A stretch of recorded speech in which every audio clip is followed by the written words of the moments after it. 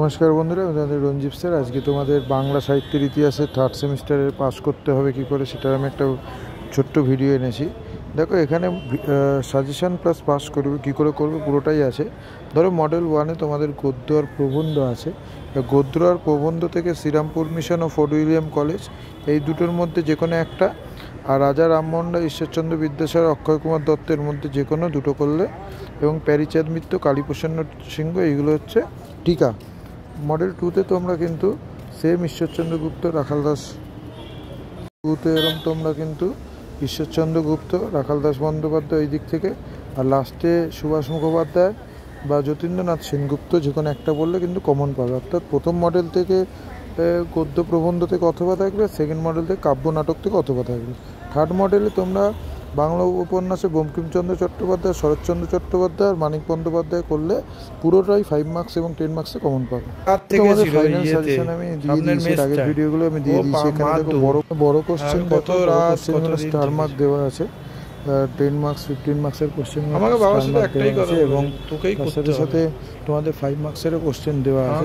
তোকেই করতে হবে, তোমরা একটু দেখে নাও। এবং বাবা মারা যাওয়ার আগেও বলেছিল বিদ্যাসাগরের আমি যদি না বাঁচি, বাবা বুঝতে পেরেছিল চৌধুরানী, তখন বাবা ভালো আছে, চক্রবর্তী কাব্য কবিতা, তোর মাকে কিন্তু তোকেই দেখতে হবে। ফোর্ট উইলিয়াম কলেজে আমি দিয়েছি তোমাদের বাংলা নাটক বিষয় মাইকেল মধুসূদন সম্পর্কে আলোচনা করো, ঠিক আছে?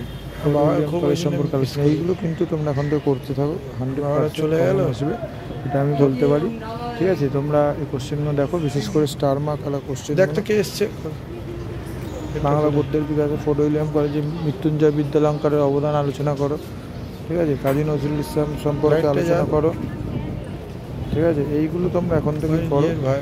গণনাট্য আন্দোলন ভট্টাচার্য সম্পর্কে আলোচনা করো। বাংলা গদ্য সাহিত্যের বিকাশে ফোর্ট উইলিয়াম কলেজের অবদান আলোচনা করো। হ্যাঁ, এইগুলো কিন্তু তোমরা করো এখন থেকে। কারোর যদি লাগে পিডিএফ, সে আমাকে হোয়াটসঅ্যাপে যোগাযোগ করতে পারো। এছাড়া আমি শর্ট কোশ্চেনের ভিডিও দিয়ে দিয়েছি তোমাদেরকে, ঠিক আছে? এইগুলো তোমরা করো। এবং মডেল 2 থেকে দেখো পৌরাণিক নাট্যসাজে গিরিশচন্দ্র ঘোষের অবদান আলোচনা করো। বঙ্কিমচন্দ্র চট্টোপাধ্যায়ের সামাজিক জীবন আলোচনা করো। বাংলা ছোটো গল্পে মানিক বন্দ্যোপাধ্যায় এবং অক্ষয় কুমার দত্ত যে কোনো দুটো করলেই, আর রবীন্দ্রনাথ ঠাকুর তোমরা শর্টে করতে পারো 5 মার্কসের নাটক থেকে, ঠিক আছে? এইগুলো এখন থেকেই করো, তোমরা 100% কমন পাবে।